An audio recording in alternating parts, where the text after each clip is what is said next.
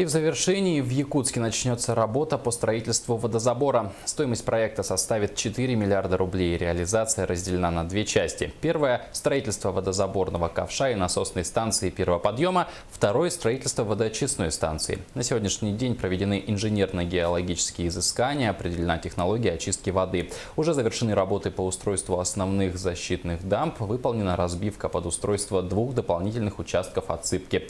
К проекту в качестве генерального подрядчика привлечена израильская компания. Завершить работы планируют в мае 2018 года.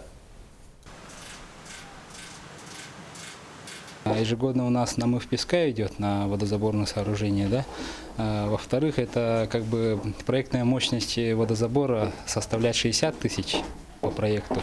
Но в связи с тем, что намыв песка идет, физический износ самого водозабора, где-то в реальности мощность составляет 25-26 тысяч кубических метров. Да? А на данный момент по городу Якутску потребность составляет 90 тысяч. Планируется строительство водозаборных сооружений и водоочистной станции мощностью 110 тысяч кубических метров, да, которая обеспечит полную потребность города Якутска в ближайшей перспективе.